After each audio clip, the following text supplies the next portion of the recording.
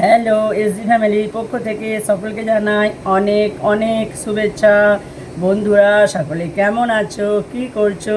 এই দেখো, আমি রোজকার মতো তোমাদের সাথে গল্প করতে ঠিক এই টাইমে চলে এলাম।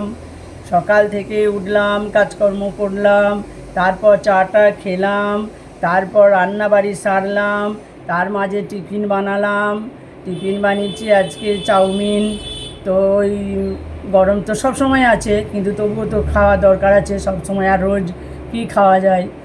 তারপর তোমার রান্নাবাড়ি করলাম, রান্না করেছি, ওই ডিমের শাকের চচ্চড়ি করেছি, আর ওই চারাপোনা মাছ ছিল, একটু পাতলা করে ঝোল করেছি, আর চিংড়ি মাছ দিয়ে পটল দিয়ে একটা তরকারি করেছি। ওই ভিডিওটা অবশ্য করেছি, সময় মতো দেব।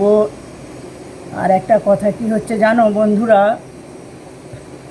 বলে যে ওই কোনো মানুষ যখন একটা কথা বারবার না শোনে, তখন বলা হয় যে যতই বলা হোক না কেন, কুকুরের লেজ কোনো দিন সোজা হবে না। তো কুকুরের লেজ তো সোজা হবার নয়, সোজা হবে না, সেটা তো জানা কোথায়। যতক্ষণ ধরে থাকবে ততক্ষণ সোজা হয়ে থাকবে, হাত ছেড়ে দিলেই আবার তার নিজস্ব পরিবর্তনে ফিরে যাবে। তো তার থেকেও বড় কথা হলো, এক এক মানুষ আছে, তাদের লেজ কোনো দিন সোজা হবে না। মানে যতই তাকে বোঝাও, বলো, ভালো যুক্তি দাও, ভালো কথা বলো, সৎ পথে নিয়ে যাওয়ার পরামর্শ দাও, শুনবে না, হারগিজ শুনবে না।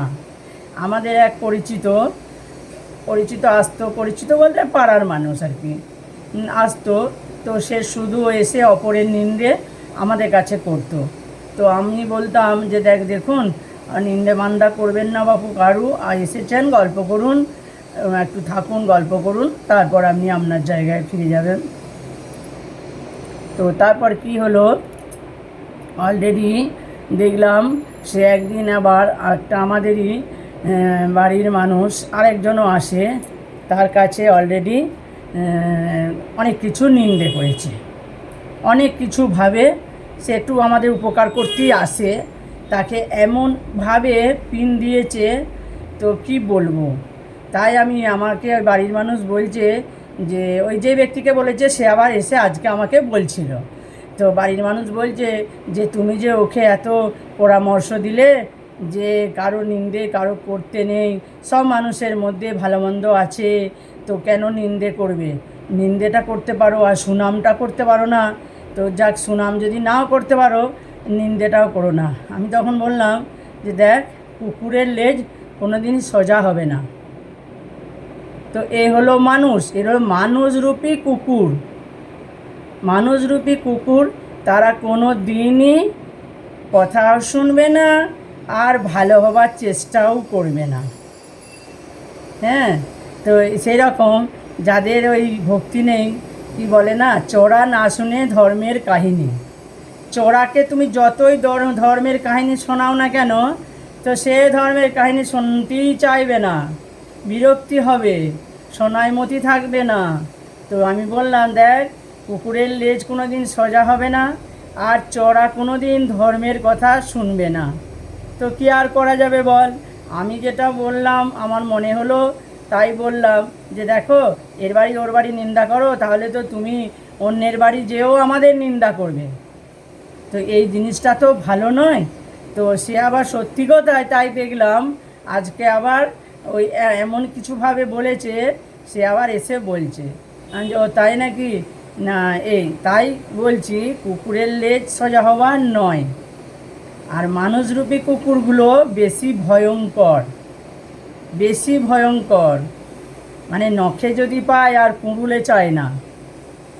তাই বন্ধুরা, ওইসব মানুষের থেকে সাবধান। ওই ওই কুকুররূপী মানুষগুলো একদম পশুর অধম, পশুর অত্যাচার মানা যায়, সে পশু, কিন্তু মানুষরূপী পশুগুলোর অত্যাচার মেনে নিতে খুব কষ্ট হয়। তো দেখো, এই হলো আমার আজকের, কুকুরের লেজ কোনো দিন সোজা হবে না, আর চোরা কোনো দিন ধর্মের কথা শুনবে না। তো সকলে কেমন আছো? আজ কিন্তু আবহাওয়াটা একটু ভালো হয়েছে, তবে আমাদের এদিকে বৃষ্টি সেরকম হলো না। ওই মেঘ এলো আর একটু ঝিরিঝিরি বৃষ্টি নামলো, তো তারপর আর হবে কি না জানি না। তবে বৃষ্টিটা না হলে গরম কমছেও না। আর আজকে সকাল থেকে ভিডিও করতে পারিনি, সময়ও হয়নি, তো সেই জন্য আমি এই টাইমে এলাম তোমাদের সাথে গল্প করে। আর একটা ফানি ভিডিও হোক আর এমনি ভিডিও হোক করব, শর্ট ভিডিও করে তারপর আমার বন্ধুর লাইভ আছে, সেই লাইভে যাব। তারপর আজ সকাল থেকে ভালো কারো লাইভে যেতে পারিনি। এক বান্ধবী লাইভে গিয়েছিলাম, কিছুক্ষণ ছিলাম, কিন্তু খুব অসুবিধা, কাজকর্মও ছিল আর মোবাইলের নেট কাজ করছে না, সেই জন্য কারো লাইভে ভালো আজকে জয়েন করতে পারিনি। এই এখন আছে 3টের পর থেকে লাইভে কিছুটা জয়েন করব, তারপর একটু রেস্ট নেব। ব্যাস, সকাল থেকে এখনকার রুটিন তোমাদেরকে জানিয়ে দিলাম। তোমরা ভালো থেকো, সুস্থ থেকো, আর সবাই সবার পাশে থেকো, আর মানুষরূপী কুকুর থেকে সকলে সাবধানে থেকো। বাই।